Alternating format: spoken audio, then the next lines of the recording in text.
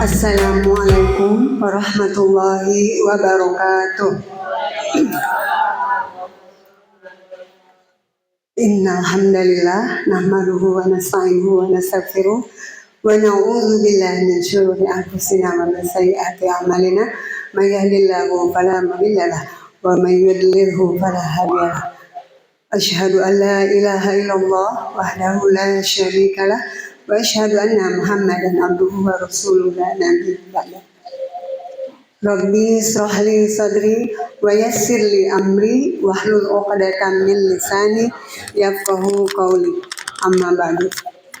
Yang kami hormati Kepala Sekolah SDT Harapan Umat Cibinong, Ustadz Ajat Sudrajat MPD, yang kami hormati orang tua, wali murid kelas 1 baru dan pindahan.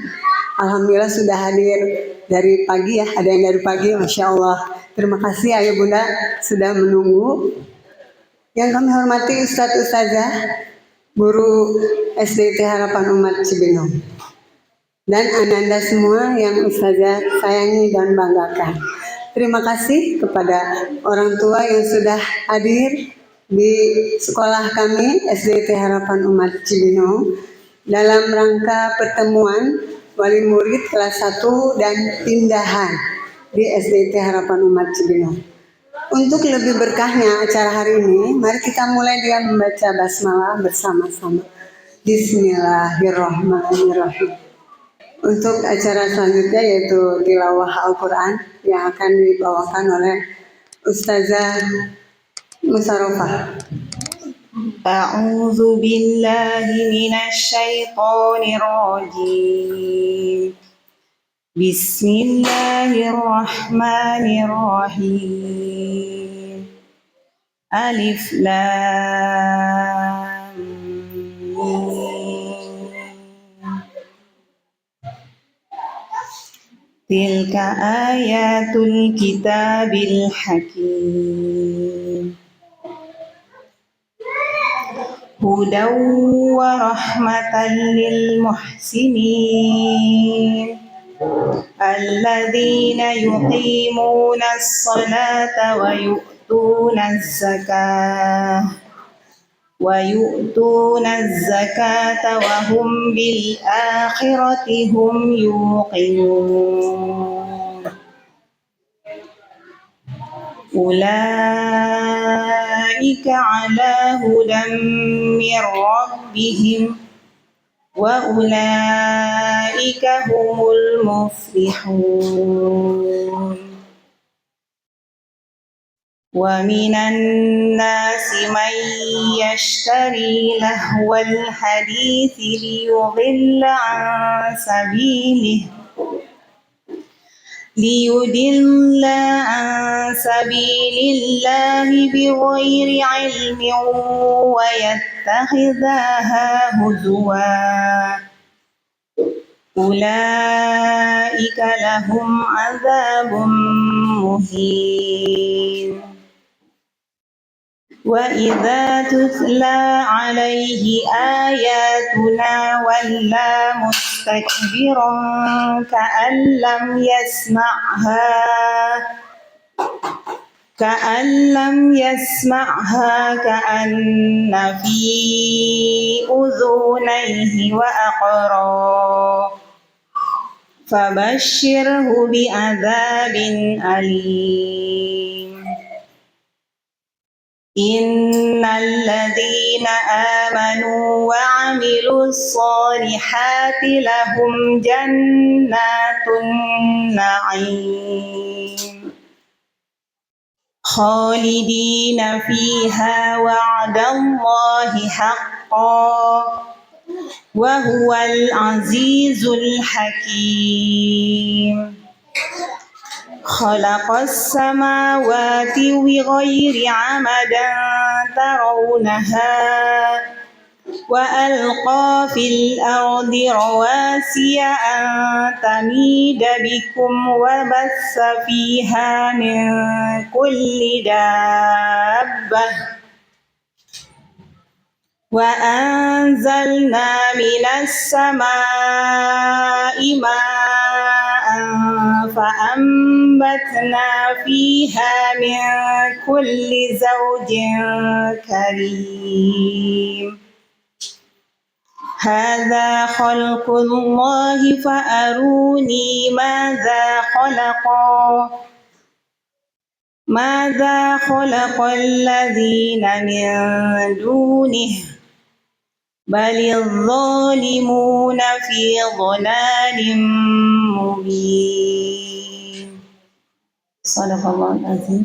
Assalamualaikum warahmatullahi wabarakatuh. Bismillahirrahmanirrahim. Assalamualaikum warahmatullahi wabarakatuh. Innal hamdalillah nahmaduhu wa nasta'inuhu wa na'udzu bika min shururi anfusina wa min sayyiati a'malina may yahdihillahu fala mudilla wa la yudhlil fala hadiya lahu. Asyhadu an la ilaha illallah wa asyhadu anna Muhammadan abduhu wa rasuluh. Allahumma shalli ala Muhammad wa ala ali Muhammad kama shallaita ala Ibrahim wa ala ali Ibrahim. Alhamdulillah rabbil alamin. Kepada Allah pada pagi hari ini Allah berikan izin kepada kita, Allah berikan kesehatan kepada kita, Allah berikan nikmat yang luar biasa pada pagi hari ini kita bisa bertemu di SDIT Harapan Umat ya. Dan insya Allah kita akan sering bertemu selama kurang lebih 6 tahun ya insya Allah ya. Salawat dan salam kita haturkan kepada junjungan kita Nabi besar Muhammad sallallahu alaihi wasallam, keluarga, sahabat, pengikutnya, dan insya Allah saya yakin semua yang hadir hari ini ingin mendapatkan syafaat yaumil akhir dan semoga kita mendapatkan syafaat itu. Amin ya rabbal alamin. Perkenalkan, nama saya Hasmi Kuswidati. Selama ini masih diberi amanah sebagai Ketua Yayasan ya Harapan Umat, sudah membersamai sejak awal berdirinya sampai hari ini. Terima kasih kepada Bapak Kepala Sekolah, Bapak Ajat Sudrajat MPD yang sudah menjadi pilot ya sekolah kita selama ini, juga kepada para guru yang insya Allah dengan tulus, dengan ikhlas membersamai anak-anak kita nantinya, termasuk dalam aktivitas-aktivitas di luar kelas ya, tentu menjadi pengawasan kita semua. Terima kasih kepada ayah bunda yang sudah meluangkan hari ini untuk hadir di sekolah kami. Ahlan wa sahlan, selamat datang menjadi bagian keluarga besar SDIT Harapan Umat. Semoga memang karena Allah ya, ikatan kita bukan sebuah hanya berhenti pada hubungan guru dengan murid, guru dengan orang tua, yayasan dengan orang tua, tapi kita niatkan bismillah ada sebuah koridor besar karena ukhuwah Islamiyah ya. Insya Allah dengan ukhuwah kita akan terus hadir ya, nilai-nilai keikhlasan, nilai-nilai saling mengingatkan dalam kebaikan. Sekolah ini sudah hampir memang 10 tahun ya, 9 tahun di tahun ini sudah meluluskan berapa aja? 4 kelulusan. Sedikit bercerita, sekolah kami berawal murid 9 anak. Di waktu itu 2015 9 anak. Kemudian tahun berikutnya menjadi 19 anak pindah. Jadi pindahannya lebih banyak daripada awal masuk. 10 yang pindahan ke sekolah kami, 9 yang pindahan 10. 19 untuk di kelas 2 di tahun berikutnya. Alhamdulillah seiring dengan waktu saat ini sudah 164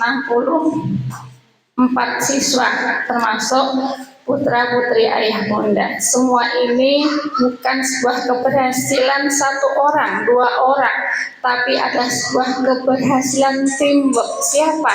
Sekolah, ayah bunda, anak-anak, termasuk yayasan. Itu satu bagian yang tidak ada yang menonjol dari satu. Sekolahnya yang hebat satu, bukan, semuanya. Jadi terima kasih sudah mempercayakan anak-anak ayah bunda ya ananda kepada sekolah kami. Insya Allah kami berkomitmen terus melakukan perbaikan dalam sisi kualitas, terutama kualitas SDM dalam pengajaran maupun sarana prasarana. Terus insya Allah kami upayakan menunjang semuanya. Insya Allah lulusan kita juga bisa bersaing ya dengan sekolah-sekolah yang lain. Lulusan pertama yang sekarang masuk SMA ya, ketika SMP juga keterimanya alhamdulillah di tempat-tempat yang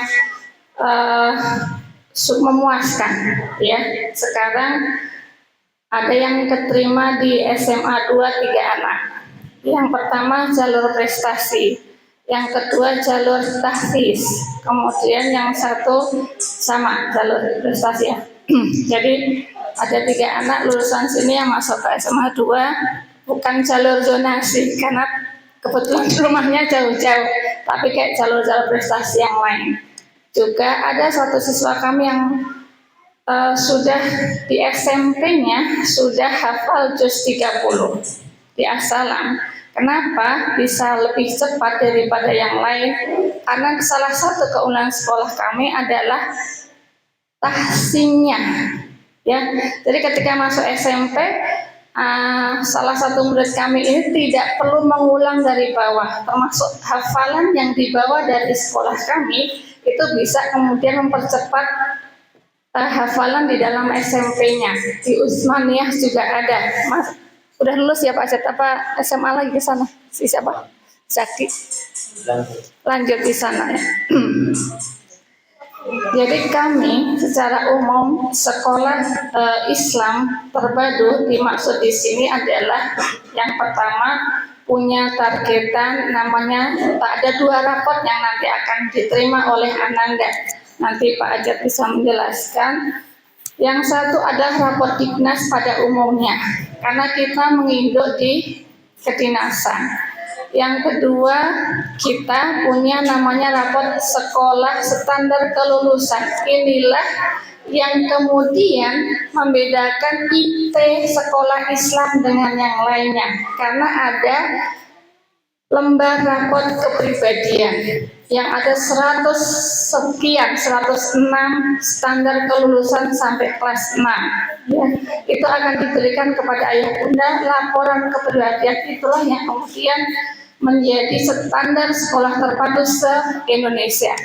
Jadi kalau kami harapan umat itu masuk dalam jaringan sekolah Islam terpadu Indonesia.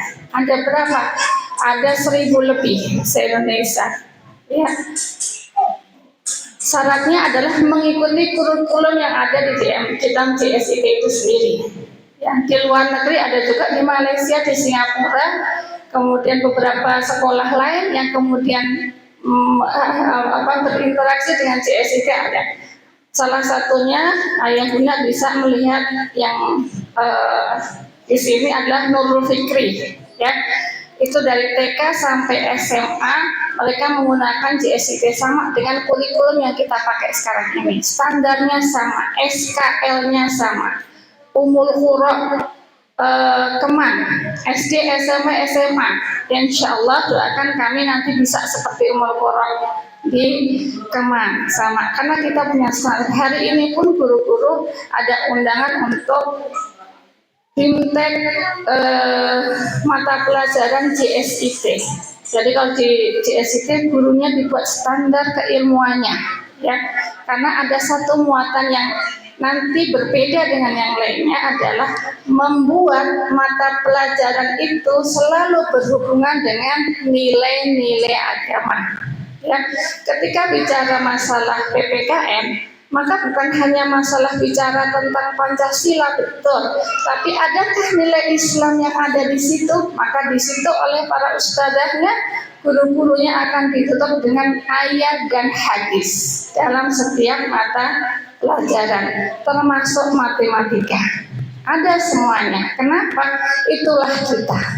Bahwa kita hadir di sini, sekolah ini adalah sarana menuju akhirat.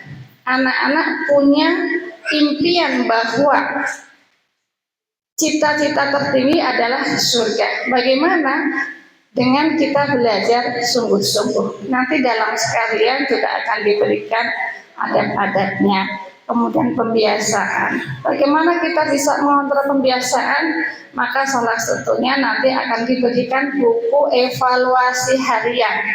Ya, nanti mohon dibantu oleh ayah bunda untuk mengisi kegiatan harian anak.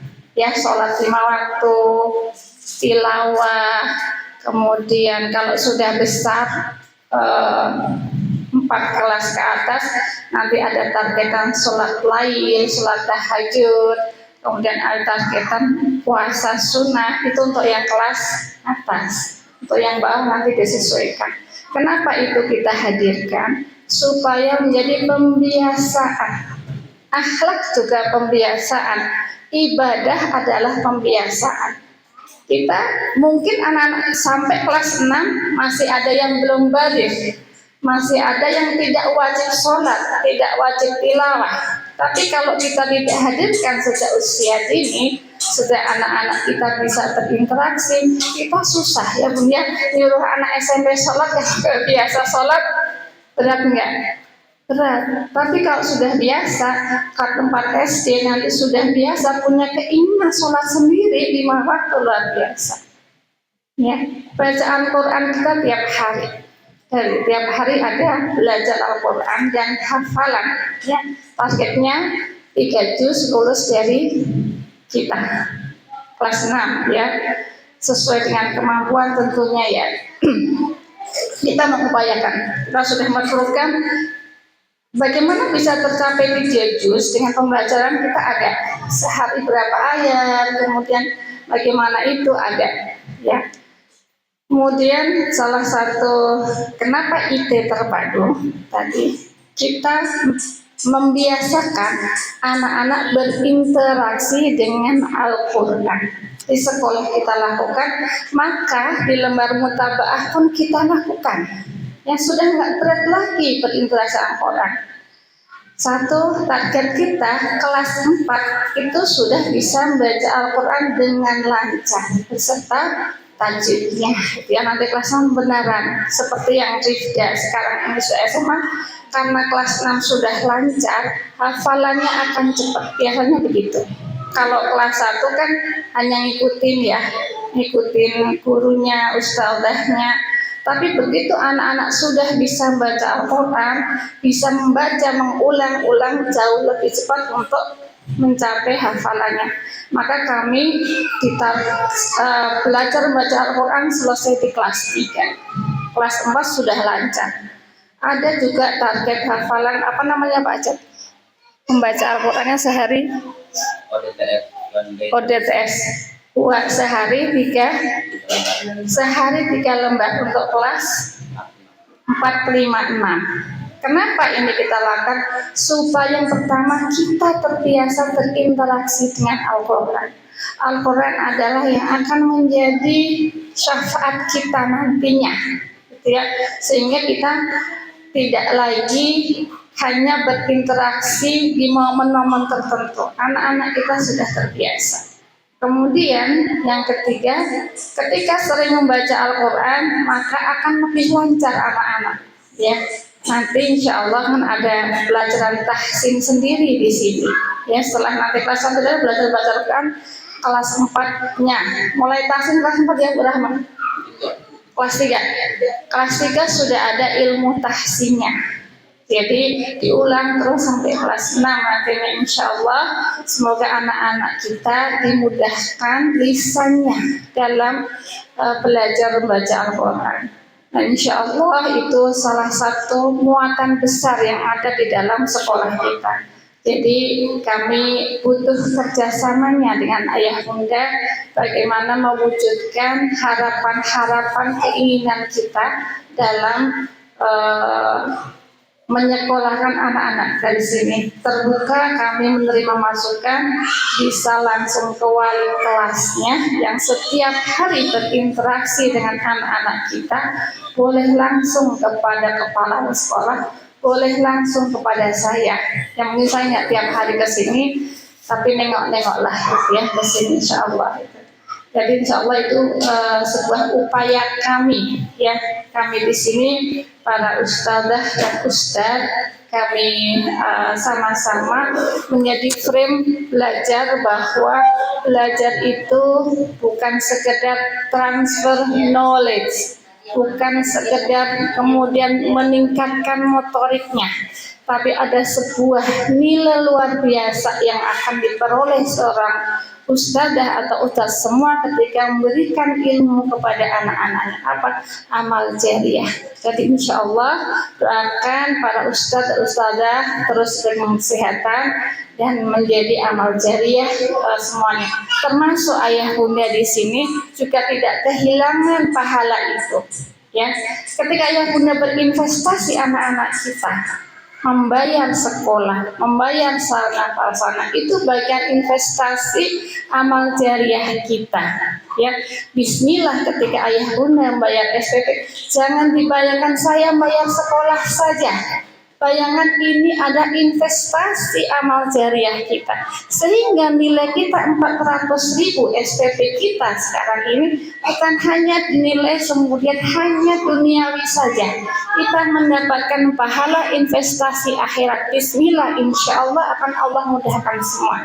Jadi semua yang ayah bunda keluarkan untuk keperluan ananda semua kita niatkan dalam rangka kita investasi akhirat insya Allah. Jadi yakinlah semua harta tenaga yang kita infakkan untuk kebaikan pasti Allah mudahkan insya Allah ya. Dan berkat doa ayah bunda semua, kami semua bisa hadir sampai hari ini. Kami menunggu masukannya ya, yang tentu masukan-masukan yang insya Allah positif bisa kita lakukan, kami sangat terbuka. Itu saja sambutan dari kami. Semoga kita semua bersemangat. Anak-anak hari Senin besok sudah masuk sekolah. Ada yang sudah masih takut sekolah nggak, Bun? Ada yang masih ditungguin? Masih, insya Allah masih boleh Senin ya. Tapi nggak pegangan jilbabnya kan, Bun? Ya, insya Allah nanti akan kita latih kemandirian itu berinteraksi dengan yang lain. Ikhlaskan anak-anak kita, yakin insya Allah bisa mandiri. Ya. Terima kasih, mohon maaf sekali lagi. Selamat datang, ahlan wa sahlan ayah bunda di keluarga besar SDIT Harapan Umat. Mohon maaf, assalamualaikum warahmatullahi wabarakatuh. Untuk selanjutnya, sambutan dari Kepala Sekolah SDIT Harapan Umat Cibinong, Ustadz Ajat Sudrajat MPD. Bismillahirrahmanirrahim. Assalamualaikum warahmatullahi wabarakatuh.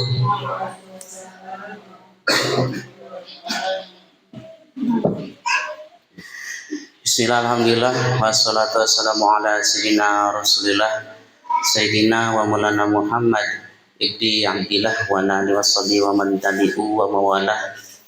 Wala hawla wala quwwata illa billah. Asyhadu an la ilaha illallah wahdahu la syarikalah wa asyhadu anna Muhammadan abduhu wa rasuluhu la nabiyya ba'dah. Allahumma shalli ala sayyidina Muhammadin wa ala alihi wa sahbihi ajma'in. Amma ba'd. Puji syukur kita panjatkan kehadirat Allah Subhanahu wa taala. Alhamdulillah bahwasanya sampai hari ini, detik ini, Allah masih memberikan berbagai macam nikmat untuk kita, terutama nikmat iman, nikmat Islam, nikmat yang sangat luar biasa. Mudah-mudahan nikmat ini tetap kita pegang sampai menuju surganya. Kemudian nikmat sehat, nikmat hari ini bisa bernafas dengan lega, menghirup oksigen dengan leluasa, itu sebuah nikmat. Kita tidak bisa membayangkan kalau saat ini nafas kita terengah-engah karena ada sesuatu hal yang kurang baik di dalam tubuh kita.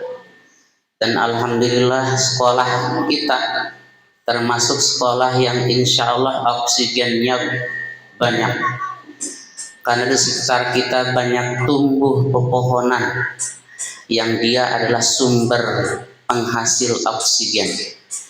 Jadi anak-anak ketika sekolah di sini insya Allah tidak kekurangan oksigen, yang itu baik untuk tubuh kita dan anak-anak kita. Maka kita patut bersyukur atas apa yang telah Allah berikan kepada kita semuanya. Salat dan sering salam kita sampaikan, kita haturkan kepada baginda Rasulullah Muhammad Sallallahu Alaihi Wasallam, juga kepada para sahabat keluarganya, dan mudah-mudahan kepada kita selaku umatnya yang senantiasa insya Allah tetap setia sampai akhir hayat kita, dan mudah-mudahan kita selaku umatnya yang mendapatkan syafaat dari beliau di yaumil akhir nanti.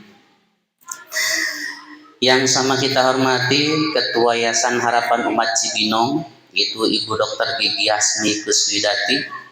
Kemudian yang saya hormati pula Dewan Guru Ustadz Ustadzah SDIT Harapan Umat Cibinong.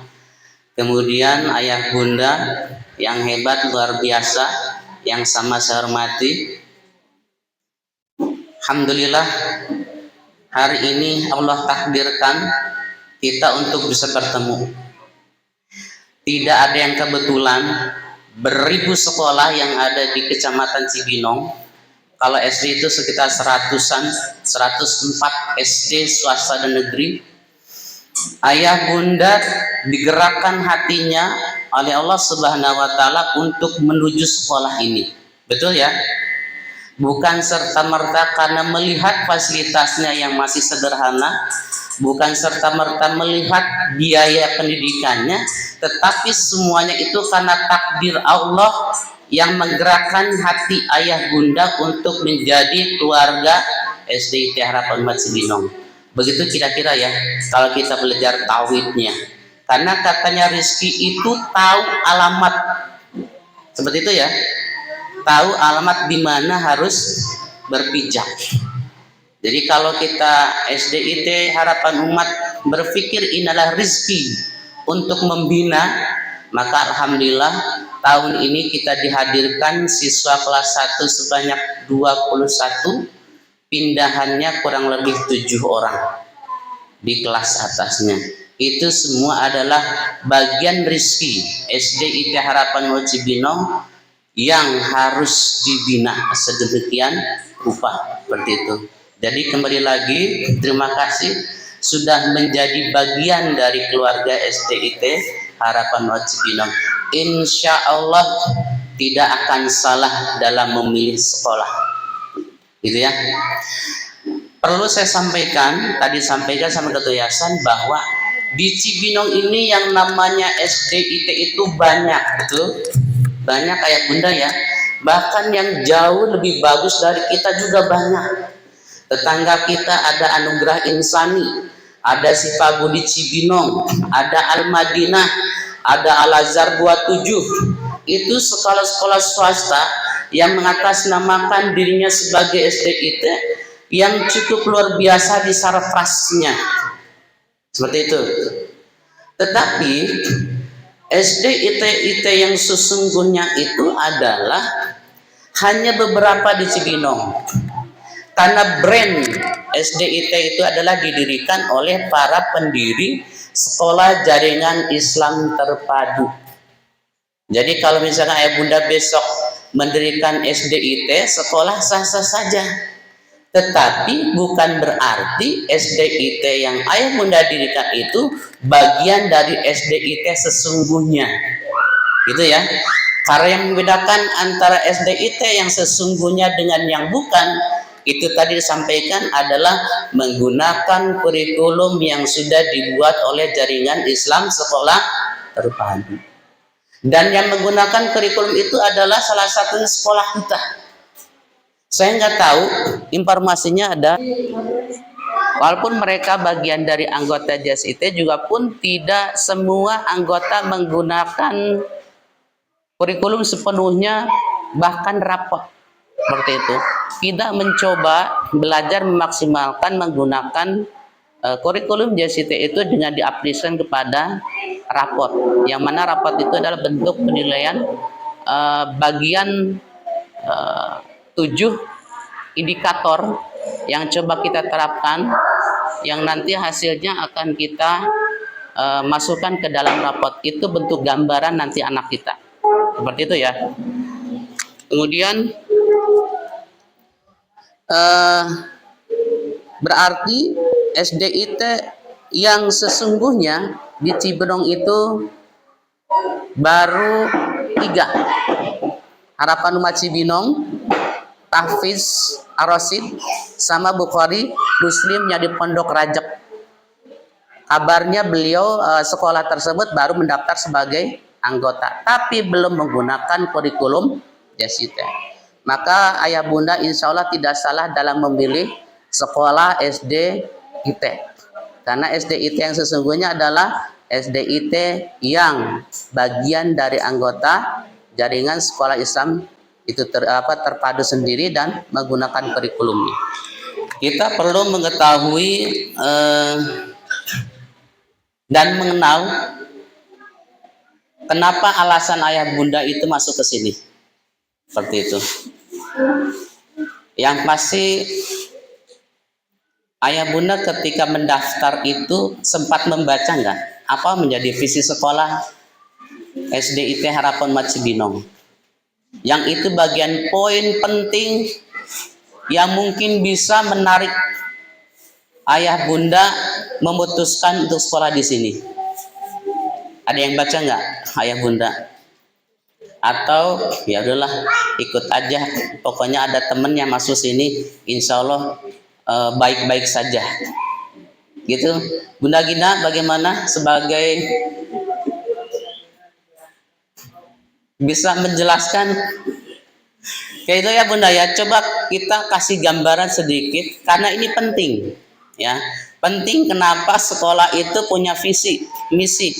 Dari mana itu visi misi? Jadi visi misi itu tidak ujuk-ujuk dibuat, betul ya bunda ya? Kita pasti melihat berbagai faktor yang sehingga visi misi itu muncul dalam sekolah ini. Kita lihat lingkungan sekolah kita seperti apa. Kira-kira kalau untuk pembelajaran tahfiz nyaman nggak ayah bunda? Insya Allah ya nyaman, kita jauh dari kebisingan. Kemudian insya Allah tanpa AC pun sekolah kita sudah sejuk ya, betul. Kenapa? Karena penuh dengan pepohonan. Selain itu apalagi yang membuat akhirnya muncullah sebuah visi? Pasti melihat dari SDM-nya.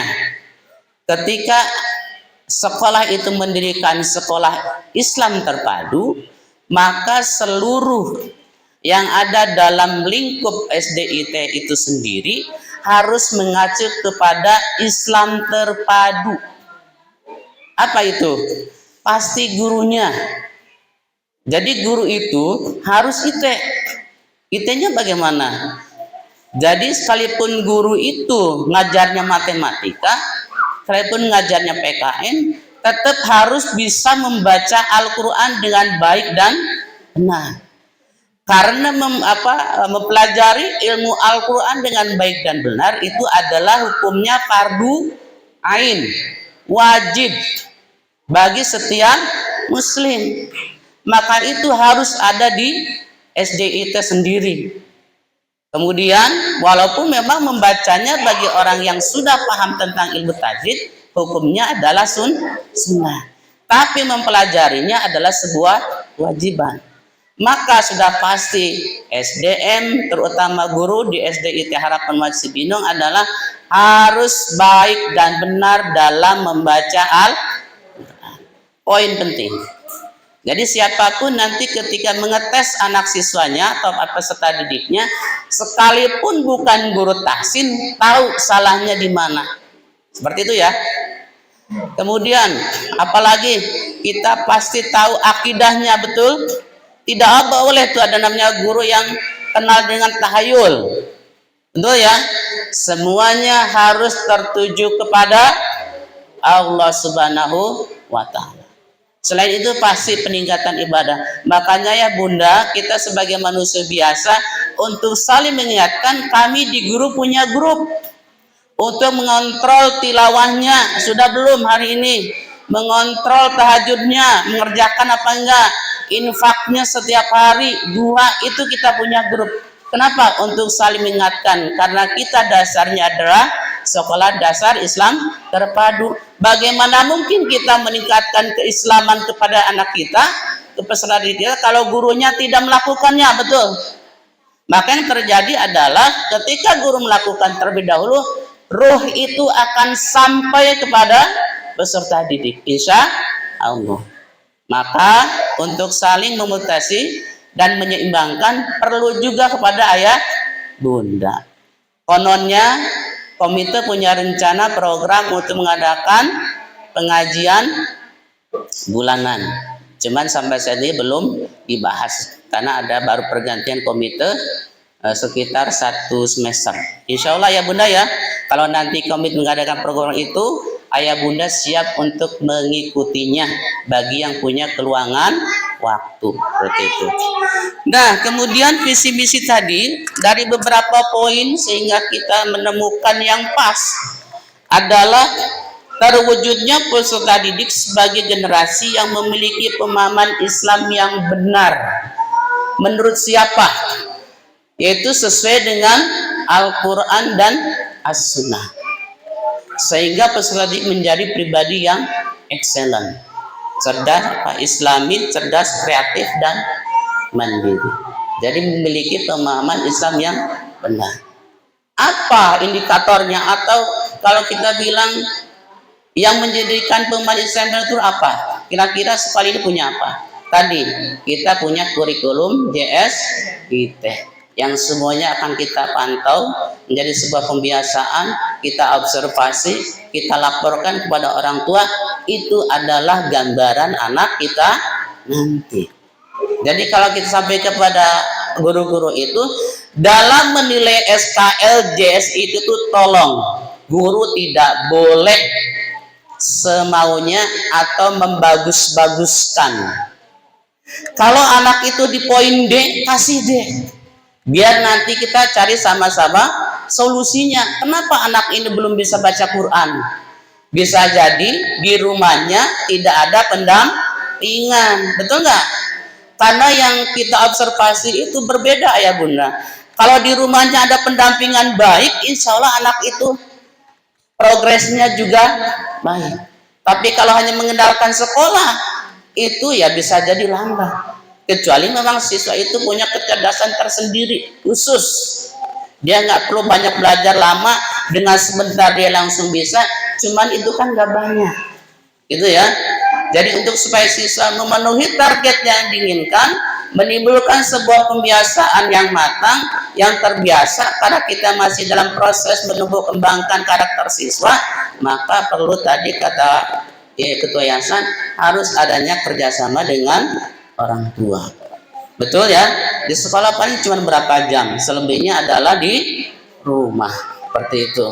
Jadi kembali lagi, kita punya misi menjadikan peserta didik memiliki pemahaman yang benar. Insya Allah ya, tadi seperti akidah yang lurus, ibadah yang benar, kemudian bagaimana dia punya jiwa yang kuat, fisiknya yang kuat, itu nanti akan ada observasi dari guru sendiri. Kemudian pembiasaannya nanti biasanya ada controlling pada saat pelaksanaan sholat berjamaah.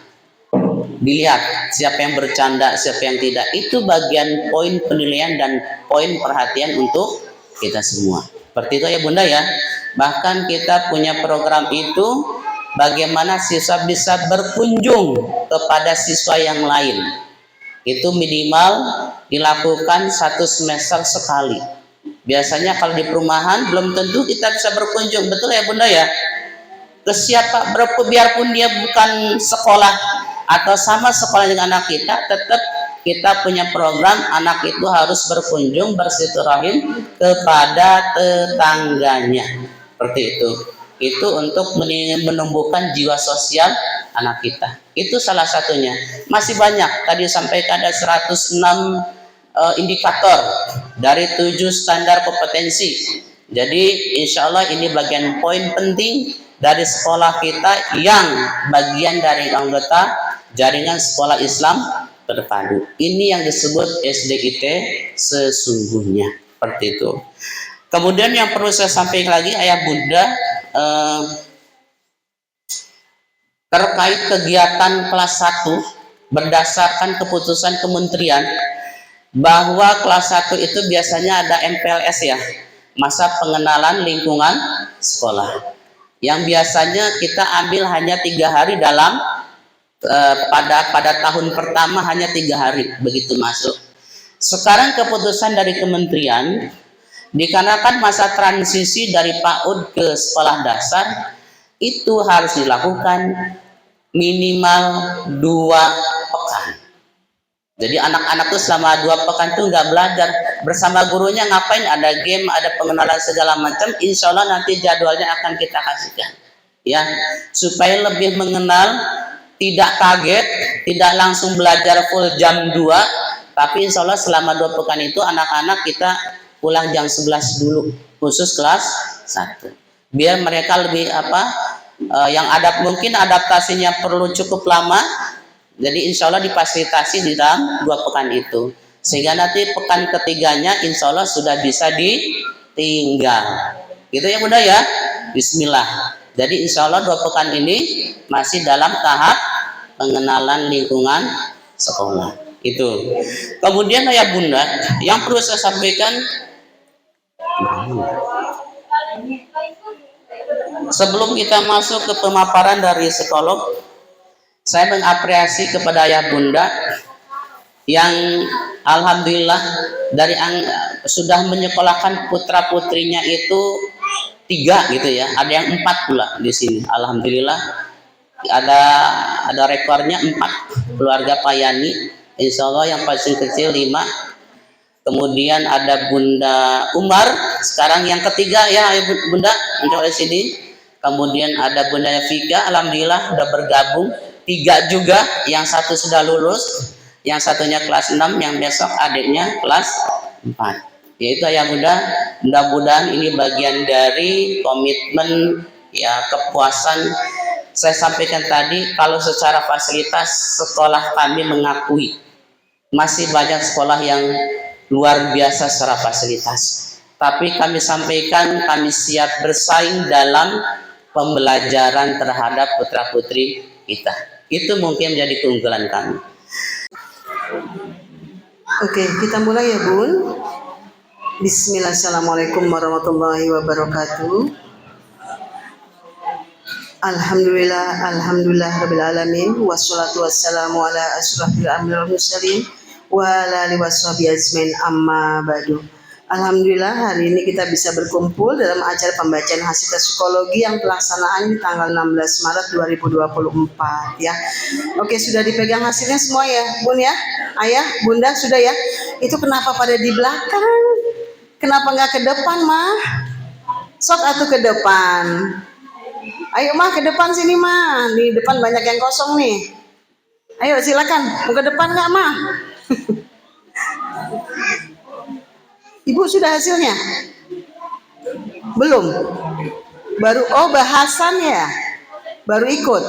Oh iya, belum ya. Oke, kita mulai ya bun. Oke, kita mulai karena mempersingkat waktu, karena saya juga waktunya terbatas, karena saya habis ini juga ada acara lagi. Ya, saya akan terangkan hasilnya. Sudah dibuka hasilnya ya mah? Sekarang kalau sudah dibuka hasilnya, sudah dilihat hasilnya, tolong jangan dibandingkan dengan teman sebelahnya ya. Oke, kenapa saya bilang jangan dibandingkan? Karena tes EQ itu bukan tes EQ seumur hidup. Dia masih bisa berubah, masih bisa naik, masih bisa turun. Jadi kalau anak yang anak yang kembar aja belum tentu sama, Bu. Anak yang lahir dalam satu rahim juga belum tentu sama. Jadi yang ibu lihat itu hasil anaknya aja ya. Nah sekarang kita menilai hasil tes anak kita selama tahun 2023. Nah kenapa tidak tahun 2024? Karena proses pembelajaran anak di tahun 2024 belum berakhir ya. Jadi kita lihat setahun ke belakang. Nih saya mundur ke belakang. Inilah hasil anaknya. Jadi pada saat anak ibu masuk ke SD IT Harapan Umat, ini selalu tiap tahun itu kita ada observasi. Tujuannya seperti apa observasi itu? Untuk mengetahui apa anak itu ada indikasi anak berkebutuhan khusus, ya, anak autis, hiperaktif, pedadenos, HDHD atau anak ABK. Nah itu indikasi seperti itu. Nah sejauh ini kalau memang ada, kita selalu lapor ke pihak sekolah nih anak ini bermasalah. Jadi tujuannya apa? Jadi supaya wali kelasnya atau pihak sekolah bisa menangani anak kategori seperti itu. Walaupun ibu gurunya tidak ada basicnya, ya. Jadi makanya saya bilang, mah jangan dibandingkan ya. Anak yang satu rahim belum tentu sama. Anak yang satu bapak lain ibu jelas beda, ya kan? Yang kandung aja belum tentu sama, apalagi yang beda, ya. Jadi bunda lihat hasil tes anaknya saja. Tapi sebelumnya sudah pernah ikut tes belum, bun? Belum ya, baru ini ya. Oke ya, saya akan terangkan ya, Ma. Nah sekarang di situ ada intelligence question. Jadi manusia itu punya dua fungsi, otak kiri dan otak kanan. Kalau otak kiri itu untuk berpikir ilmu yang pasti semuanya ada di kiri. Ilmu pasti seperti apa? Warna, huruf, angka, matematika, bahasa Inggris itu ilmu pasti. Adanya di otak kiri, tidak bisa berubah. Nah otak kanan itu ilmu yang tidak pasti, dunia khayal atau imajinasi. Nah sekarang di bawahnya ada nilai IQ murni, ada nggak Bu? Ada ya, nilai IQ murni yang asli, yang belum tercampur apa-apa. Di bawahnya lagi ada nilai IQ multiple intelligence. Nah harusnya nilai IQ multiple itu harusnya lebih tinggi, IQ murninya harusnya, karena sudah tercampur dengan nutrisi dan emosi. Nah kalau dia berkurang, berarti nutrisi yang dia makan larinya masih di badan, belum ke otak. Gitu. Jadi kalau bunda bilang, Bu Endang, anak saya makannya banyak, tapi kegiatan kreativitasnya juga banyak, Bu. Berarti lebih banyak kemana? Ke badannya daripada ke otaknya. Anak yang sekolah di PAUD, di RA, di TK, dia lebih banyak menggunakan energinya, berlari, bernyanyi, bermain. Nutrisi yang dia makan lebih banyak ke badannya daripada ke otaknya. Tapi menjelang anak masuk sekolah dasar, SD, SMP, SMA sampai perguruan tinggi, nutrisi yang dia makan harus lebih banyak ke otaknya daripada ke badannya, ya. Paham ya Bun? Oke. Nah sekarang di sebelahnya ada rentang nilai EQ, ada nggak Mah? Ada ya. Rentang nilai EQ itu bagusnya plus dari 1 sampai 7. Kalau dia min berapa Bun? Min 1, min 2 ya. Ada yang min 3, ada yang 0. Kalau 0 itu balance, nggak kurang, nggak lebih, sudah cukup. Kalau min 1 itu nutrisi dan emosi dalam kondisi kurang stabil, 40% pengaruh otaknya dia.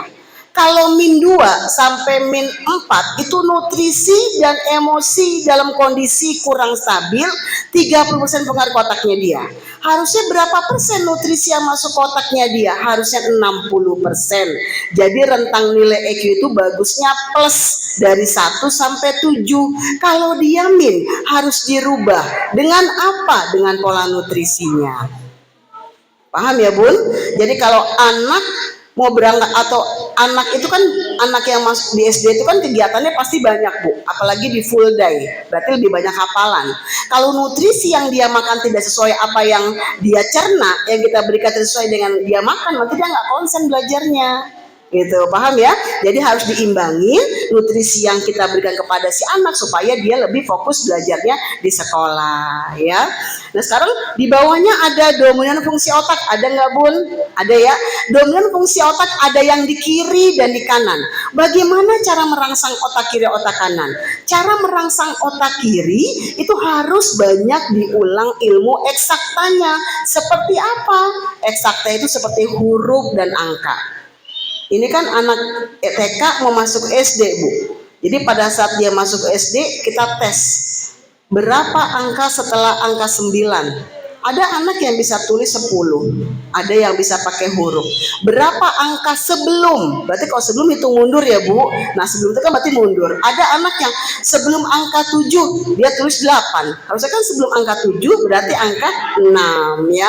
Jadi seperti itu. Kita tes lagi. Ayo tulis ibu jari. Ada anak yang tanpa kita dikte dia sudah bisa. Ada anak yang harus kita dikte, Bu, huruf M itu seperti apa ya, yang kakinya 3 di bawah, ya kan? Huruf N itu yang kakinya 2 di bawah. Kalau huruf W yang kakinya 3 di atas. Jadi ada anak yang tanpa kita kasih contoh, dia sudah bisa, Bu. Tapi ada anak yang tidak harus kasih contoh dulu baru dia baru paham, ya.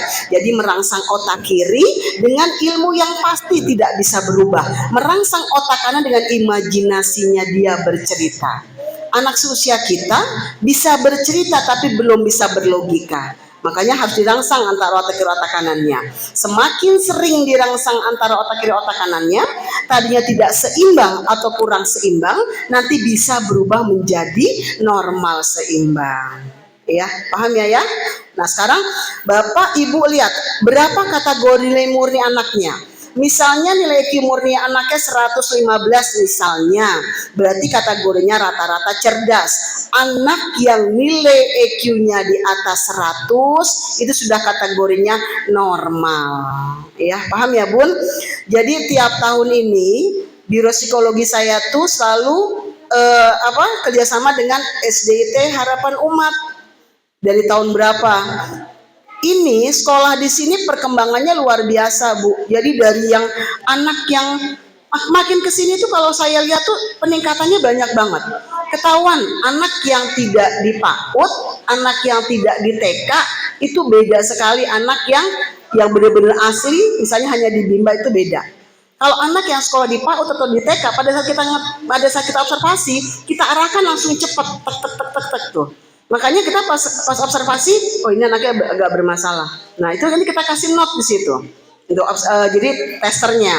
Makanya setiap tahun tuh pasti ada perubahan. Ada anak yang ABK, yang keterlambatan itu pasti ada. Ya Pak, nanti pada saat dia ABK kita kasih note ke pihak sekolah, ya sekolah nih warning. Jadi perhatikan, Bu, nanti yang ini tolong diperhatikan ya. Nanti kita lihat lagi tahun depan atau 3 tahun ke depan.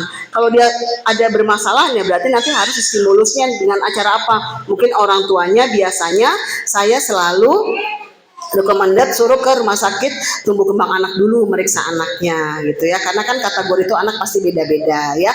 Nah tapi alhamdulillah dengan 20 siswa semua yang ikut kemarin observasi, anaknya normal ya, tinggal distimulus pembelajarannya saja ya. Dalam arti kata dia bisa mengikuti dengan cara apa ya, stimulus pembelajaran. Kita sebagai orang tua menuntut anaknya mau pinter, tapi nggak pernah belajar, apa anak itu bisa? Nggak bisa, Bu. Jadi dengan cara apa stimulus tadi? Karena kapasitas otak anak itu beda, tidak semuanya sama. Yang kita tes kemarin 20 siswa, Bu. Anaknya yang cepat hanya beberapa. Yang lambat tapi bisa tuh hanya berapa. Ada yang sama sekali dia belum bisa juga ada. Gitu ya. Makanya saya bilang yang tidak bisa bukan berarti dia bodoh, dia bisa tapi dengan cara stimulus tadi. Kan ada anak yang sekali mengunyah langsung betelan, ada ya Bu. Ada anak yang mengunyahnya berkali-kali baru bisa menelan. Makanya saya bilang tadi, walaupun anak itu kembar dan anak itu lahir dalam satu rahim, itu belum tentu sama ya. Paham ya Bun? Nah sekarang di bawahnya ada dominan sifat dasar dan temperamen. Ada nggak Mah? Ada dominan sifat dasar dan temperamen. Yang orang tua lihat sehari-hari itu watak. Jadi watak itu ada pada saat anak mulai dijanin, dipengaruhi oleh faktor budaya dan lingkungan, itu watak. Tapi pada saat anak mengikuti tes EQ, yang kelihatan itu adalah sifat dasarnya si anak. Jadi manusia ini punya 4 sifat dasar. Anak itu punya sifat dasar 1 pada saat usia 25 tahun. Karena udah balik Bu. Kalau sekarang masih fleksibel, masih bisa berubah-berubah ya. Nah, sekarang saya mau tanya Mah, ada nggak yang anaknya sifat dasarnya sanguin? Ada nggak Bu yang di checklistnya di sanguin? Ada ayah ya. Anak yang sifat dasarnya sanguin, dia tuh cenderung fleksibel. Ibaratnya seperti air. Jadi air itu Bu, kalau kita taruh di mangkok dia akan mengikuti wadahnya. Kalau kita taruh di gelas akan mengikuti gelas ya. Air itu putih, kalau kita kasih teh berubah. Jadi anak yang sifat dasarnya sanguin, dia tuh cenderung fleksibel, gampang terpengaruh. Sekarang bagaimana cara menangani anak yang sifat dasarnya sanguin, cenderung fleksibel, gampang terpengaruh? Caranya harus diancam. Diancamnya lewat apa? Lewat kesukaannya dia. Misalnya anaknya suka nonton TV, nggak suka belajar, bunda ancam, adik kalau nggak mau belajar nggak boleh nonton TV, matiin TV-nya, remote diambil. Tapi aku mau nonton bun, belajar dulu. Nah itu anak sanguin. Makanya di rumah harus ada yang ditakutin. Kalau nggak ayahnya, bundanya. Kalau nggak takut dua-duanya, mau takut dengan siapa? Dalam arti kata takut itu bukan berarti monster ya bu. Siapa yang dia segani, ayah atau bundanya? Ya. Nah beda dengan anak yang sifat dasarnya kolerik. Ada nggak yang kolerik bun? Ada ya. Anak yang sifat dasarnya kolerik cenderung tegas dan keras. Ibaratnya seperti batu. Batu itu keras bu. Kalau kita pukul sekeras apapun lama-lama akan hancur. Anak yang sifat dasarnya kolerik, anak yang keras tidak boleh dikerasin. Kalau anak keras dikerasin yang ada malah melawan, galakan dia ya. Jadi cara menghadapi anak yang sifat dasarnya kolerik, caranya harus dibandingkan dengan siapa? Dengan tokoh idolanya. Siapa tokoh idolanya? Bisa juga ayahnya, bundanya, atau ibu gurunya. Kalau dia dibandingkan dengan temannya, dengan adiknya dan kakaknya, dia nggak mau. Kenapa? Karena mereka itu bukan tokoh idolanya. Ya. Nah selanjutnya beda dengan anak yang pragmatis. Ada nggak mah yang pragmatis? Ada nggak yang pragmatis? Nah, kalau anak yang sifat dasar pragmatis cenderung acuh, mudi bu, mut-mutan, ya. Kalau moodnya lagi bagus-bagus mau belajar. Kalau moodnya lagi bagus suruh belajar nggak bakal mau. Ibaratnya seperti karet bu. Karet itu kalau kita tarik sepanjang apapun dia akan lentur seperti semula, ya. Jadi cara menghadapi anak yang sifat dasar pragmatis, caranya harus diberkompensasi penghargaan ya, tapi sesuai kemampuan orang tuanya, ya. Yang terakhir melo, ada nggak yang melo mah? Nah, baper ya anaknya ya. Jadi anak yang sifat dasar melankolis itu perasa dan peka. Baper atau bahasanya ya. Ibaratnya seperti kaca mah. Jadi kaca itu kalau kita retakin atas itu akan pecah semuanya. Jadi anak yang sifat dasarnya melankolis, sensitif, perasa dan peka tidak boleh kita bentak. Tidak boleh kita marahin. Yang ada harusnya seperti apa? Kita sanjung. Misalnya tulisannya nggak rapi nih. Ada tulisannya bagus ya, tapi seharusnya seperti ini loh dek gitu. Udah anaknya baper kita bilangin, tulisannya nggak bagus, jelek, nggak belajar, nggak nangis ya bu. Ya kan, nah ya paham ya bun. Jadi manusia punya 4 sifat dasar. Anak itu punya sifat dasar 1 pada saat usia 25 tahun karena udah balik. Kalau sekarang masih fleksibel, masih bisa berubah-berubah ya. Ingat ya bu, hasil tes ini bukan menjadi patokan. Jadi masih bisa berubah. Oh ternyata kemarin pada saat observasi masuk ke harapan umat, anak saya kategori normal dengan sifat dasar seperti ini. Nah nanti kalau misalnya kelas 2, kelas 3, bunda mau ikut tes di sekolah lagi, boleh. Pengen tahu nih Bu Enang hasilnya seperti apa? Ada penambahan atau pengurangan. Kalau dia nambah berarti bagus stimulusnya. Kalau dia ke bawah berarti berkurang stimulusnya ya. Paham ya bun? Nah sekarang di bawahnya ada kada stres. Ada nggak mah kada stres? Ada. Kada stres dan depresi pada setiap orang pasti ada. Jangankan anak bu, orang tua juga punya kada stres. Si mamah nih, si papa, si kakaknya mau masuk SMP ya. Adiknya mau masuk SD, duit nggak bu? Ya kan? Nah jadi aduh pusing nih. Jadi karena sudah masuk sekolah, apalagi dua-duanya sekolah swasta, ya kan ya notabene berbayar ya.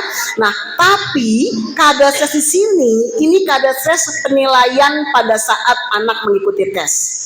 Satu sisi kita tidak tahu bad moodnya dari rumah. Yang kedua, pada saat anak mengikuti tes yang dihadapi kita orang asing, dia nggak kenal, emosi lebih tinggi karena di bawah tekanan.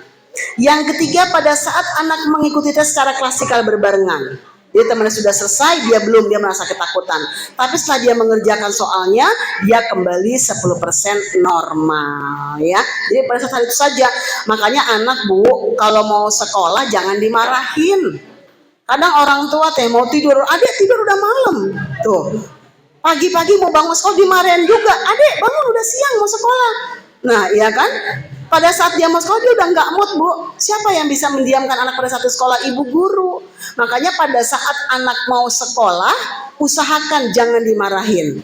Ya, pertama ada 5 poin. Pertama, anak tidak boleh dimarahin pada saat dia makan. Kalau lagi makan jangan dimarahin bu, ya kan? Yang kedua, pada saat anak sedang bermain dengan teman-temannya, itu tidak boleh kita tegur dan kita marahin. Yang ketiga, pada saat anak itu membuat kesalahan depan orang banyak, jangan langsung dimarahin. Ya. Yang keempat, ya, pada saat anak itu salah, usahakan jangan depan umum, panggil anaknya, kita ajak ngobrol. Karena kenapa? Kalau anak itu salah kita marahin depan umum, nanti anak itu tidak percaya diri. Ya, laki-laki, apalagi laki-laki itu lebih sulit daripada perempuan. Ya, sama apalagi sekarang ibu udah tahu, oh ternyata anak saya karakternya melankolis. Wah, udah berarti anak itu perasa banget. Jadi nggak bisa dimarahin depan umum, ya. Nah, selanjutnya di bawahnya ada dominan kebutuhan nutrisi otak anak. Ada nggak, Mah? Ada ya, dominan kebutuhan nutrisi otak anak ini dominan, jadi yang dicek itu hasil anaknya ya Bun. Jadi kalau bunda anaknya ini kalau dominan kebutuhan nutrisi otak anak, nutrisi yang perlu diberikan kepada si anak satu protein. Protein itu seperti apa? Ikan, telur dan daging. Yang kedua lemak itu bisa juga dari susu atau keju. Yang ketiga karbo itu seperti nasi, jagung, kentang, terigu gandum. Anak kita lebih banyak makan nasi, coba dikombinasi dengan jagung, kentang, dan terigu gandum. Yang keempat vitamin di sini selain dari suplemen yang dia minum, vitamin dari buah-buahan seperti alpukat, sayur-sayuran seperti brokoli dan kol merah. Jadi ayah bunda nanti kalau ngasih vitamin anaknya, cari vitamin yang DH-nya lebih tinggi untuk ke otak. Misalnya cerebrofort kan ada ya Bun. Kalau nggak mau yang kapsul, yang cair, minumnya pilih sehari sekali aja, kalau nggak pagi, siang, dan malam, sehari sekali aja. Ya, sayur-sayuran itu perlu banget seperti brokoli dan kol merah, seperti buah-buahan itu alpukat. Ya. Nah, selanjutnya di bawahnya ada tes pola belajar personal. Tes pola belajar tiap anak beda-beda. Ada yang di checklistnya di logis kinesthetic learning, belajar dengan banyak variasi tempat, waktu, dan teman belajar. Jadi ada anak yang maunya belajar tuh duduk manis di meja belajar, ada ya Bu. Ada juga anak yang maunya belajar sambil nonton TV. Ada juga anak yang maunya belajar sambil dengar musik, ya. Ada juga anak yang maunya belajar dalam kesunyian, ya. Jadi kalau anaknya belajar sambil nonton TV tapi selesai, tolong didampingin. Jadi usahakan pada saat anak sedang belajar, usahakan lampunya yang terang supaya tidak terjadinya low vision. Pada mata masih bisa diobatin, tapi kalau vision belajarnya harus dengan alat tersendiri. Dan sekolah yang punya alat low vision hanya di SLB sekolah luar biasa. Dan usahakan pada saat anak sedang tidur, usahakan lampunya yang redup, karena pada saat anak sedang tidur saraf di matanya sedang istirahat, ya. Jadi kita balik Bu, kalau belajar harus terang, kalau tidur harus redup, ya. Nah, selanjutnya auditory logis learning, belajar perbagian dengan sistem tanya hafalan khususnya untuk siswa kelas 1. Besok udah mulai masuk sekolah ya Bun, MPLS kan. Nah, tolong distimulasi calistungnya, membaca, menulis, dan berhitung. Ya, makanya kalau ada orang tua yang begini, Bu Enang, anak saya nggak bisa menulis, nggak mengenal huruf, tapi nggak bisa mengenal angka, tapi mengenal huruf. Kalau anak bisa huruf, otomatis pasti bisa angka, ya. Jadi calistung itu pasti ada kaitannya. Selanjutnya visual kinesis learning, belajar lebih banyak contoh soal dan pemberian target bertahap. Secara psikologis, pendampingan pembelajaran anak itu bagusnya dengan orang tua. Tapi kan kalau dengan orang tua belum apa-apa berantem terus ya Bu. Belum apa-apa capek mah, belum apa-apa ngantuk mah.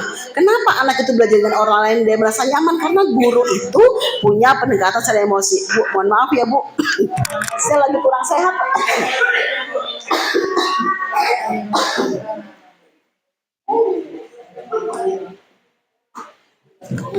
Ya, jadi memang harusnya secara psikologis itu pendampingannya dengan orang tua. Tapi kan kita belum apa-apa udah capek duluan ya Bu ya.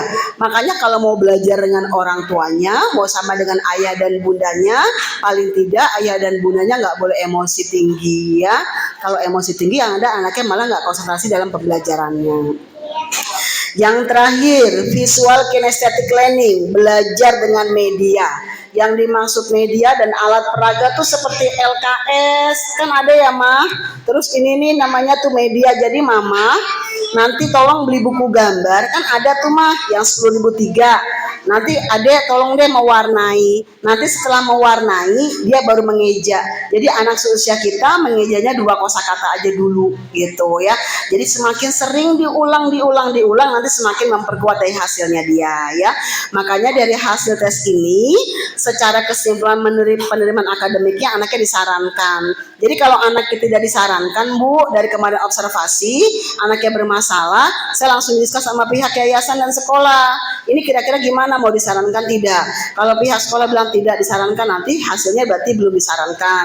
Tapi sejauh ini observasi kemarin anaknya tidak bermasalah, berarti hasilnya semuanya disarankan ya. Hanya satu yang di bawah, penunjang kemampuan belajarnya yang harus stimulusnya. Satu, ada yang di checklistnya ditingkatkan mengenal angka dan huruf, tahu ya Mah? Belajar huruf dan angka. Yang kedua, motivasi mengendalikan emosi di rumah ya. Jadi anak jangan sering dimarahin, mau belajar dimarahin, mau tidur dimarahin, itu kan pusing ya kan. Nah jadi yang tahu kondisi anak itu orang tua. Jadi anak seusia kita belajar jangan terlalu lama Bu, 1 jam aja. Kalau lebih 1 jam nanti akan kelihatan kadar stresnya. Yang tahu kondisi anak itu orang tua. Misalnya gini Bu, kakak atau AA, jadi jangan panggil namanya Renan, jangan. Kakak atau AA, misalnya adek, belajar dulu ya nak. Misalnya dia suka nonton film Upin Ipin, dek, sebelum Upin Ipin tanya kita belajar dulu ya nak. Nah, jadi usahakan dengan intonasi mimik muka. Ibu nyuruh anaknya belajar sambil marah-marah, anaknya nggak mau belajar Bu. Apa bedanya kita? Kita disuruh suami, Mah ambil minum. Nah, kita marah nggak Bu? Marah. Palingan, Mah tolong ambil minum. Kan dengan intonasi yang lembut, anak itu akan termotivasi. Apa bedanya kita orang dewasa ya. Yang terakhir, latih kebiasaan beradaptasi di tempat yang baru. Berarti jatuhnya di sosialisasi dan adaptasi. Jadi anak kalau terlalu banyak main di luar, pas pulang ke rumah pinter bahasanya ya, dia sebutkan semuanya. Tapi kalau dia di dalam aja nggak keluar, berarti dia tidak bisa adaptasi dan sosialisasi. Makanya diimbangin antara main di luar dan dalam rumahnya. Karena lingkupnya anak mama kan bukan di TK lagi nih. Lingkup di TK, di PAUD itu kecil Mah, dia cuma ketemu di teman-temannya itu aja. Tapi pada saat dia di SD, lingkupnya itu besar. Disitulah karakter orang tuh pasti banyak, dan disitulah mereka harus membaca karakter temannya masing-masing. Jadi kalau anak yang normal bertambah lagi usianya, dia akan bertambah kedewasaannya. Tapi kalau anak yang kategori ABK, walaupun usianya 17 tahun, dia akan kembali seperti anak usia 6 tahun ya, seperti anak-anak lagi ya. Oke, paham Bun? Oke, ada yang mau tanya? Silakan.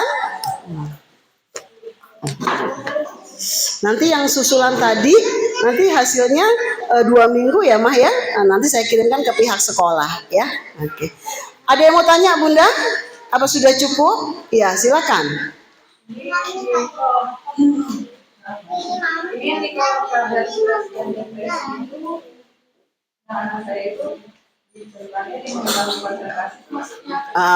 Jadi gini, di situ kan ada kolom kadar stres. Jadi Mah, kadar stres di situ itu penilaian pada saat anak mengikuti tes.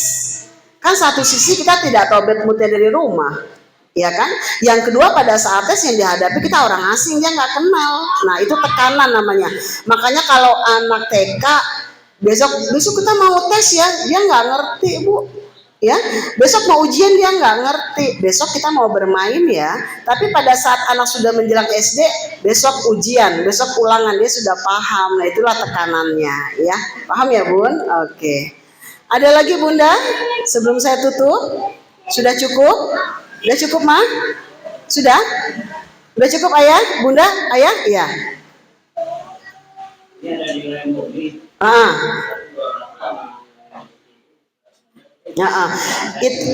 Jadi yang murni itu kan yang asli, yang belum tercampur apa-apa. Multiple 119 itu yang sudah tercampur nutrisi. Nah berarti nutrisi harus ditambah. Gitu. Bukannya berarti anaknya makannya banyak apa nutrisinya kurang. Semua orang tua sudah memberikan makanan yang terbaik. Hanya polanya saja yang berbeda. Makanya tadi saya bilang protein Pak, ikan, telur dan daging. Yang 2 tuh lemak, tuh bisa juga deh susu dan keju ya. Sayur-sayuran. Terus habis itu jangan makan Indomie, Bu. Indomie dikurangin sebulan sekali aja. Kenapa? Karena zat kimianya terlalu tajam buat otak si anak. Kadang orang tua anak dikasih makan Indomie, nasi dan telur, 1 hari dia kenyang. Itu kan kondisi anak. Anak sama orang tua kan beda. Kekebalan tubuh anak sama orang tua beda. Jadi usahakan Indominya dikurangin ya.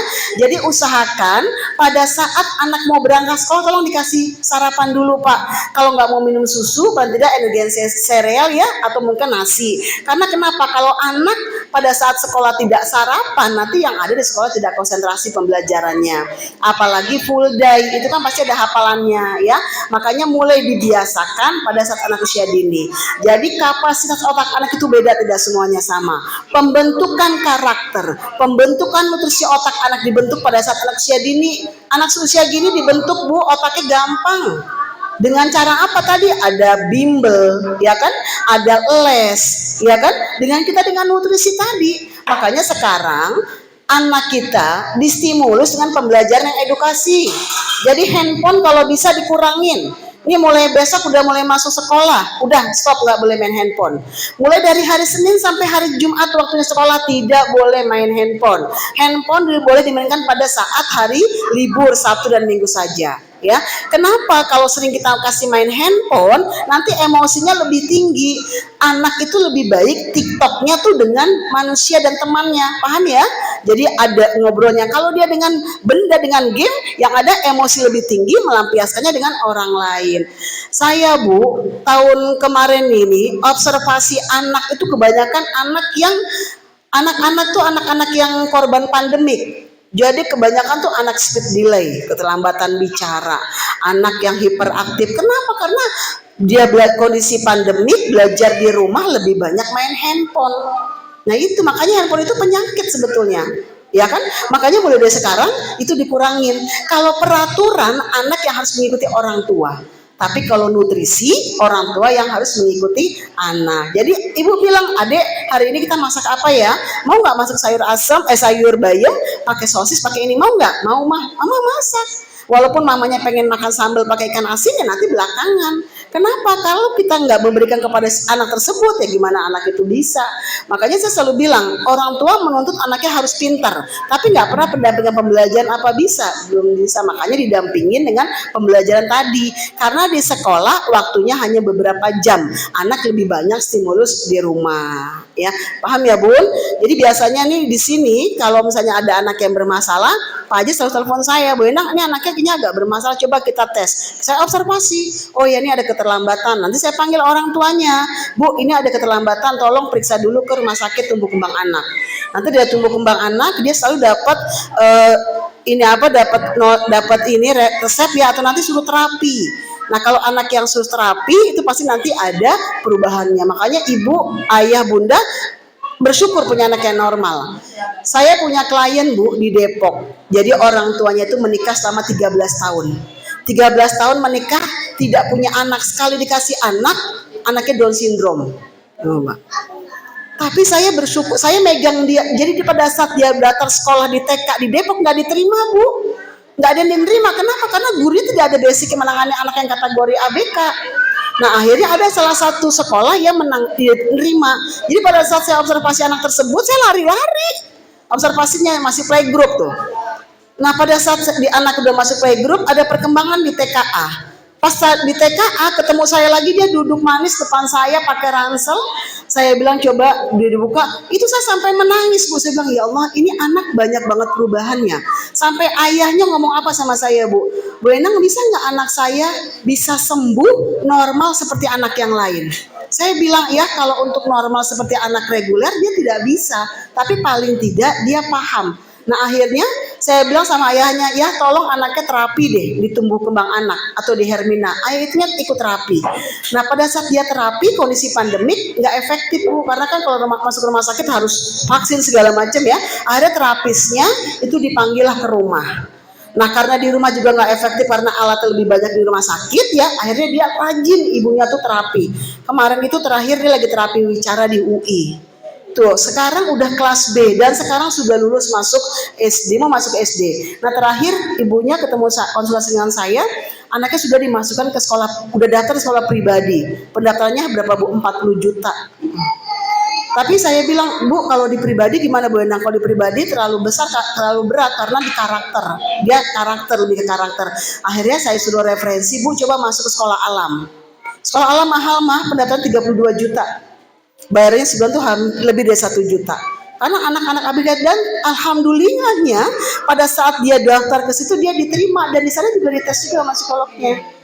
Jadi banyak perkembangannya. Makanya saya bilang mama dan ayah bersyukur punya anak yang normal. Kalau anak-anak ABK itu luar biasa. Dari kita tenaga, waktu, biayanya itu luar biasa. Makanya saya selalu bilang banyak didampingin lah anaknya. Ya, karena gini, asesmen penilaian tes EQ itu dilihat bukan dari akademiknya aja Bu. Satu, pola asuhnya. Gimana pola asuh di rumahnya? Yang kedua, bagaimana nutrisi yang diberikan kepada si anak? Yang ketiga, bagaimana stimulus pembelajarannya?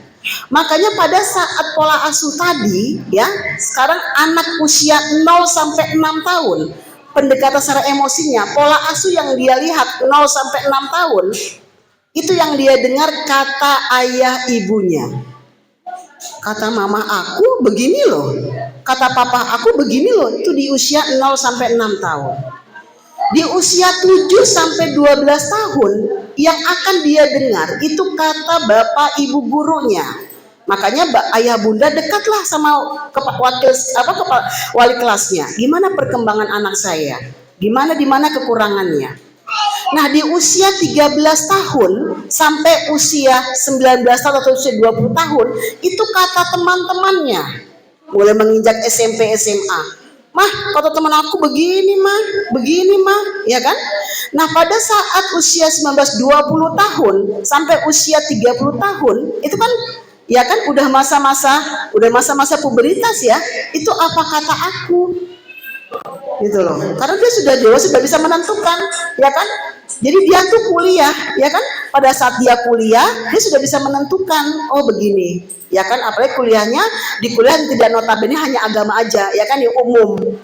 Kata aku begini, berarti dia sudah paham karena sudah dewasa. Pada saat usia 35 ke atas, usia seperti kita, itu apa kata Tuhan? Ya kan? Karena kita harus mendekatkan diri sama yang di atas. Makanya basic agama itu penting banget. Guru madrasah ula yang pertama itu adalah orang tua. Yang paling pertama pondasi yang kita kasih tahu di rumahnya, bagaimana pola asuh di rumahnya. Sebelah rumah saya Bu, tetangga saya kan di rumah jarang keluar Bu, gitu. Karena saya males keluar gitu loh.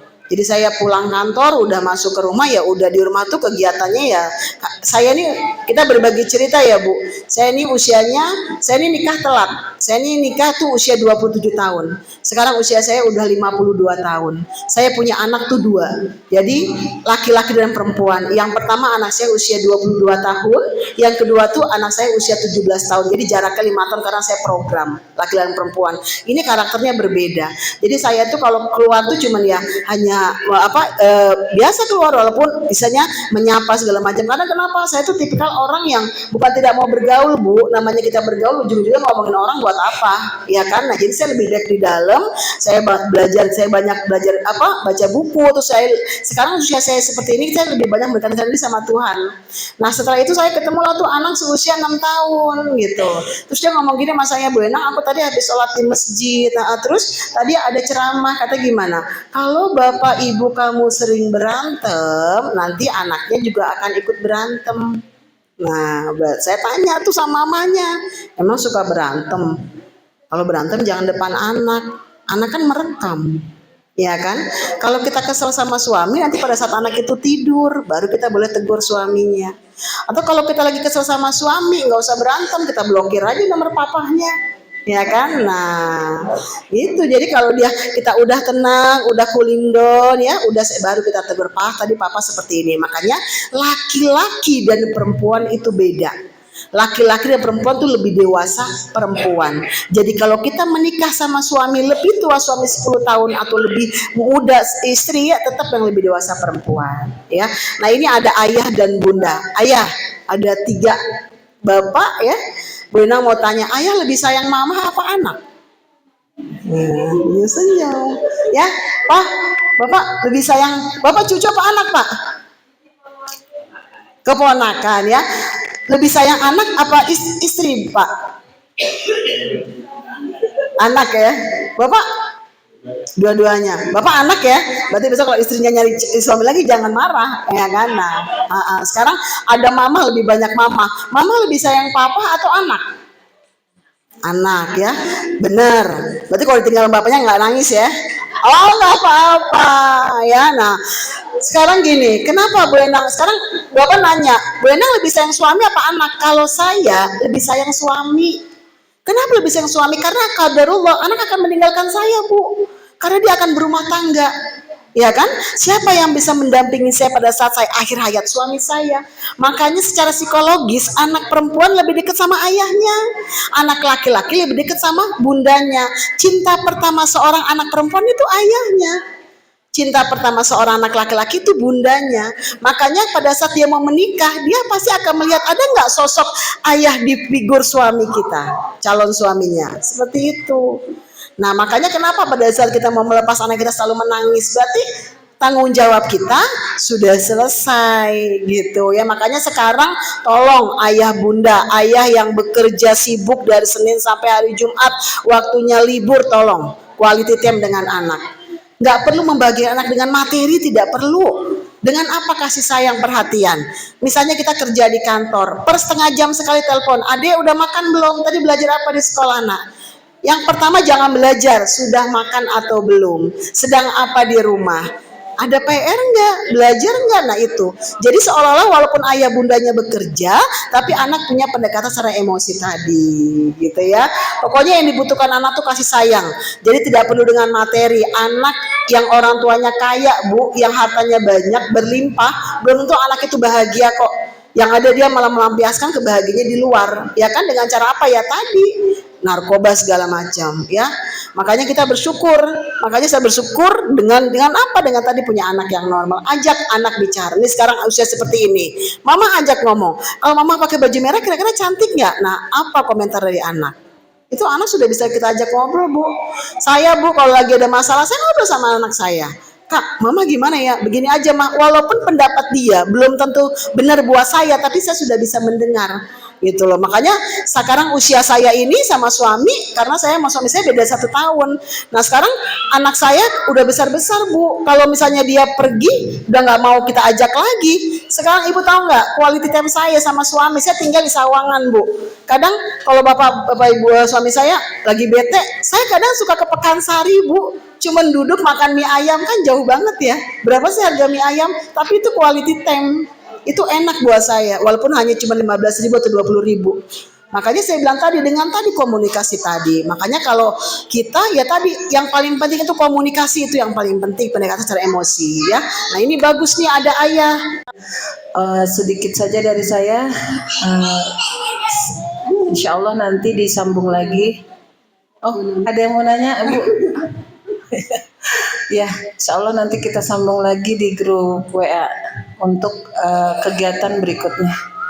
Terima kasih. Jazakumullah khairan katsiran. Assalamualaikum warahmatullahi wabarakatuh. Waalaikumsalam warahmatullahi wabarakatuh. Terima kasih pada Ustazah Eka yang telah mengenalkan diri. Mungkin ada ayah bunda yang sudah kenal juga ya. Karena mungkin ada kakaknya yang udah kelas atas, pernah diajar waktu kelas 1-nya oleh Ustazah Eka juga ya. Iya. Jadi sebagai info aja bunda semua, ini Ustazah Eka nanti akan memegang tahfiz juga. Ya, jadi wali kelas sekaligus guru tahfiznya nanti. Jadi anak-anak insya Allah terkontrol ya bacaannya, kemudian nanti murojaah ya saja ya insya Allah. Dan untuk guru kelas 1 itu sebetulnya ada lagi guru mapel ayah bunda. Jadi kayak guru bahasa Arab itu bukan Ustazah Eka, nanti ada. Insya Allah nanti anak-anak hari Senin pertama kali masuk dikenalkan dengan semua guru-guru yang mengajar di kelas 1.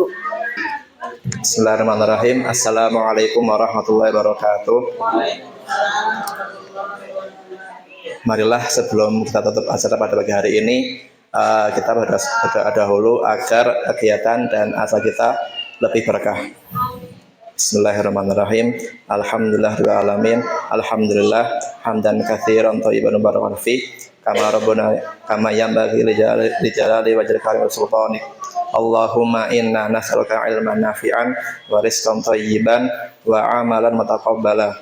Allahumma inna nas'aluka al-huda wat tuqa wal afafa wal ghina.